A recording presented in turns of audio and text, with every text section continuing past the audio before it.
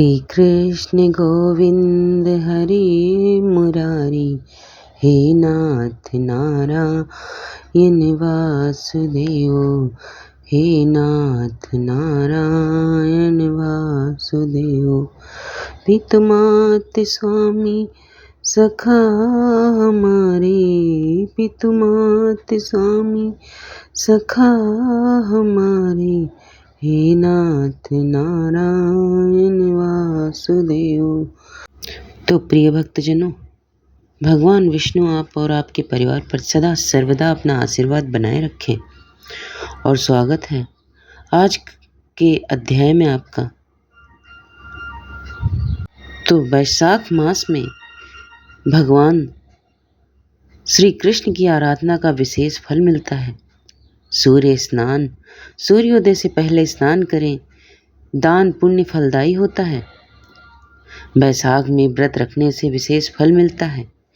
पवित्र नदियों, यदि संभव हो तो पवित्र नदियों में स्नान जरूर करें। वैशाख में ध्यान का भी विशेष महत्व है। भगवान विष्णु की पूजा, वैशाख मास में भगवान विष्णु की पूजा का विशेष फल मिलता है। और वैशाख मास में अन्य धार्मिक कार्य भी करना शुभ माना जाता है। तो आइए आज की कथा आरंभ करने से पहले आपको भगवान श्री कृष्ण की एक बड़ी ही सुंदर कथा सुनाते हैं, जिसको सुन के आपको यह यकीन हो जाएगा कि भगवान कृष्ण अपने भक्तों के प्रति क्या क्या नहीं करते हैं। तो चलिए शुरू करें।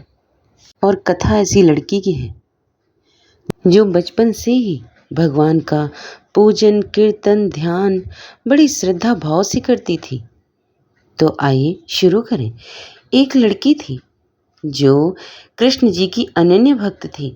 बचपन से ही कृष्ण भगवान का भजन करती थी, भक्ति करती थी और भक्ति करती थी।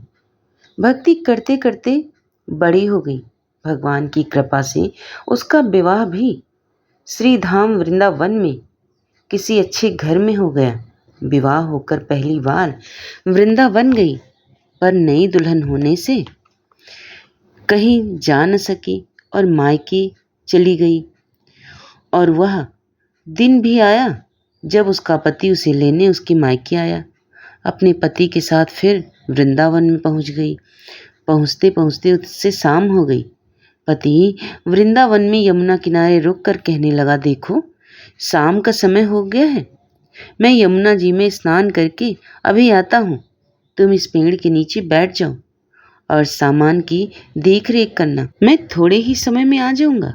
यही सामने ही हूँ, कुछ लगे तो मुझे आवाज़ दे देना। इतना कहकर पति चला गया और लड़की बैठ गई। अब एक हाथ लंबा घूंघट निकाल रखा, क्योंकि गांव है, ससुराल है, और वहीं बैठ गई। मन ही मन विचार करने लगी कि देखो ठाकुर जी की कितनी कृपा है। उन्हें मैंने बचपन से भजा और उनकी कृपा से मेरा विवाह भी श्रीधाम वृंदावन में हो गया। मैं इतने वर्षों से ठाकुर जी को मानती हूँ, परंतु अब तक उनसे कोई रिश्ता नहीं जोड़ा। फिर सोचती है ठाकुर जी की उम्र क्या होगी, लगभग 16 वर्ष के होंगे। मेरे पति 20 वर्ष के हैं, उनसे थोड़े छोटे से हैं, इसलिए मेरे पति के छोटे भाई की तरह हुए और मेरे देवर की तरह हैं। तो आज से ठाकुर जी मेरे देवर हुए। अब तो ठाकुर जी से नया संबंध जोड़कर बड़ी प्रसन्नता हुई और मन ही मन ठाकुर जी से कहने लगी, देखो ठाकुर जी, आज से मैं तुम्हारी भाभी और तुम मेरे देवर हो गए। अब तो समय आएगा जब तुम मुझे भाभी भाभी कहकर पुकारोगे। इतना सोच ही रही थी कि लगभग एक 10 से 15 वर्ष का बालक आया और उस लड़की से बोला, भाभी भाभी। बड़े लड़की अचानक अपने भाव से बाहर आई और सोचने लगी, वृंदावन में तो मैं नई हूँ, ये भाभी कहकर कौन बुला रहा है। नहीं थी, इसीलिए घूंघट उठाकर नहीं देखा कि गांव में गांव के किसी बड़े बूढ़े ने देख लिया तो बड़ी बदनामी होगी। अब वह बालक बार बार कहता, पर वह उत्तर ना देती। बालक पास आया और बोला, भाभी, तनिक अपना चेहरा दिखा दो। अब वह सोचने लगी कि कस के घूंघट पकड़ लो, और वो घूंघट पकड़कर बैठ गई। लेकिन उस बालक ने जबरदस्ती घूंघट उठाकर चेहरा देखा और भाग गया। थोड़ी देर में उसका पति आ गया। उसने सारी बात अपने पति को कही।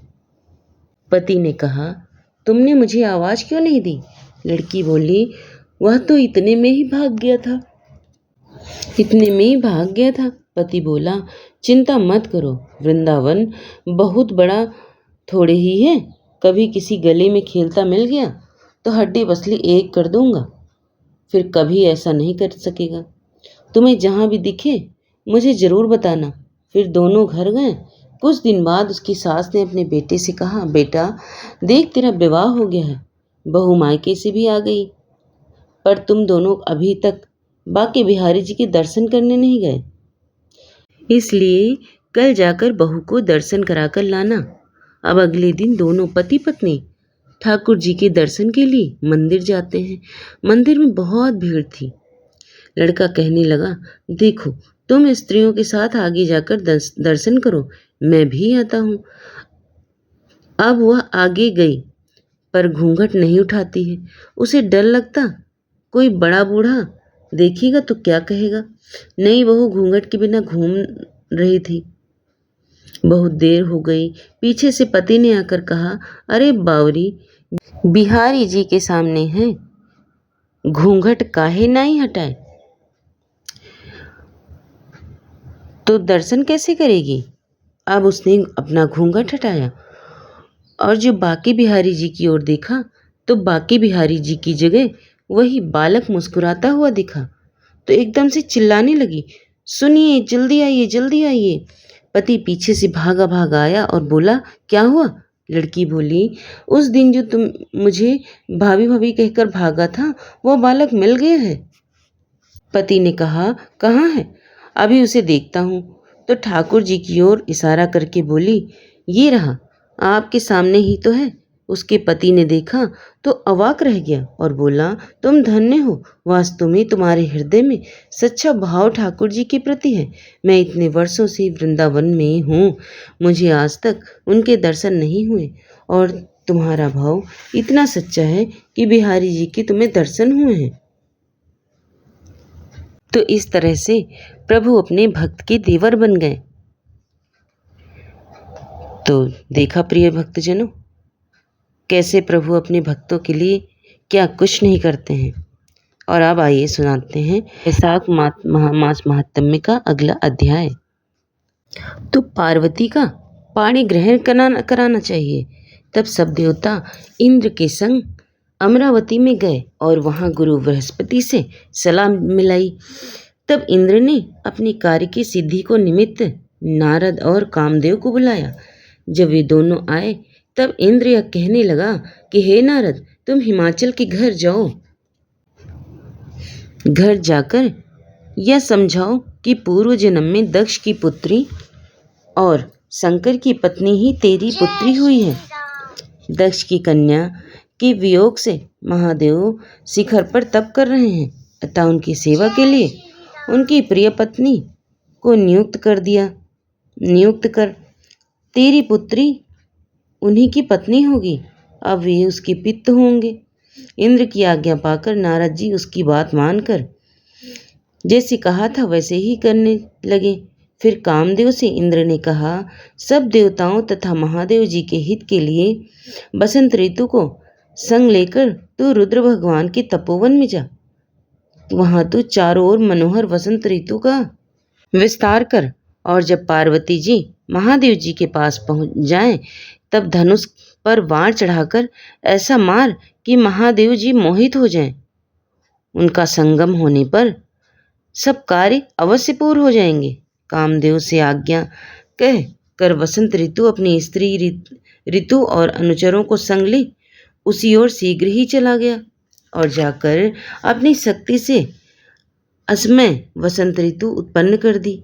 चारों ओर वन की शोभा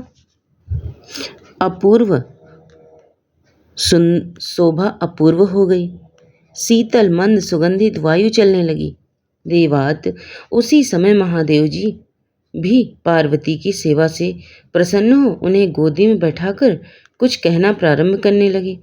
तब कामदेव ने समझा कि प्राण प्रिया के संगम का यही उचित समय है, इसलिए धनुष उठाकर महादेव जी के पीछे चला गया और वृक्ष की ओर से एक बाण छोड़ दिया और दूसरा बाण चढ़ाकर चलाने को ही था कि महादेव जी का मन चंचल हो गया और वे सोचने लगे कि मेरा मन तो कभी चलायमान होता नहीं था, ऐसा विकार युक्त किसने कर दिया।